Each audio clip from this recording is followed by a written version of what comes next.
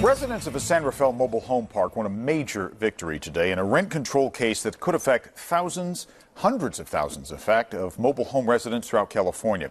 They are going up against a company controlled by one of the richest men in America. And in tonight's Assignment 7 report, how a battle that we've been following for 5 years now is taking a heavy toll on the small community caught right in the middle. At first glance, life at the Contempo Marin Mobile Home Park looks idyllic. But former resident Jackie Garcia says that is an illusion. I get very angry about what's happened to so many people that have had to walk away. Jackie lived in this mobile home for 30 years, protected by rent control. This is one of our best examples of affordable housing. It gives us the diversity we need to have a healthy community. It provides us with people that work in the community, that retire in the community. But things changed 13 years ago when the park owner, Equity Lifestyle Properties, known as ELS, sued to end rent control. Contempo Marin is like most mobile home communities. Residents own their houses but rent the land underneath them. Despite their name, these homes are not really very mobile. So 100 California cities and counties have rent control laws to protect the homeowners. The San Rafael case could affect them all. Because they don't own the land under their homes, they're really subject to abuses or potential abuses by the landowner. At one point, ELS tried to raise rents that were $700 to $800 a month to almost $2,000. A judge stopped that. But the legal battle is still going on, and it's taken a toll on residents.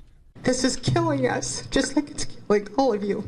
ELS is the biggest mobile home park owner in the country. The chairman of the board is Sam Zell, estimated by Forbes to be worth $4 billion. Last month, residents of ELS communities in 7 states showed up outside a shareholder meeting to accuse the company of excessive rent increases. That seniors are actually walking into the management office and turning in the key to their house and walking away, losing everything.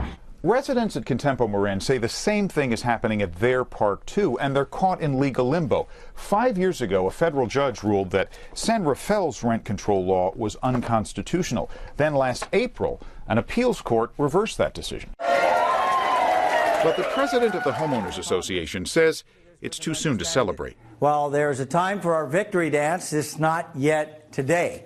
ELS is fighting the court ruling, and for now, if anyone moves out, rent control on that space goes away, and ELS can raise the rent as high as it wants to.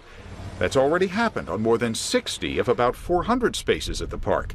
In court papers filed last week, residents claim ELS is trying to push them out. They say they're being harassed. They say that the park owner's not taking care of the park, that the conditions are deteriorating, that they're selectively enforcing rules against some homeowners but not other homeowners. Residents who want to sell are struggling. Their houses have lost almost all of their value because of the uncertainty over future rent. Andrew Perrins has family and health issues and needs to move. I bought it for $160,000, but unfortunately just a few years later, due to the legal actions of the owners of the land, my house is now worth less than $5,000. Jackie was so desperate to get out, she's selling her home for just $300. There was no peace of mind anymore.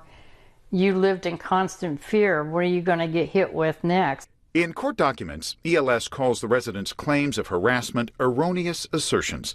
The company wouldn't talk on camera. Instead, they sent a statement saying, quote, "Our customers are overwhelmingly satisfied with the quality and pricing of the communities and lifestyle we provide.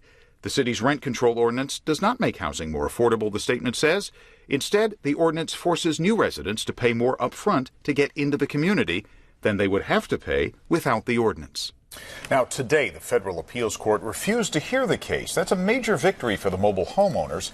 However, Equity Lifestyle Properties has 90 days to appeal to the U.S. Supreme Court, and you can read their complete statement at abc7news.com under See It on TV.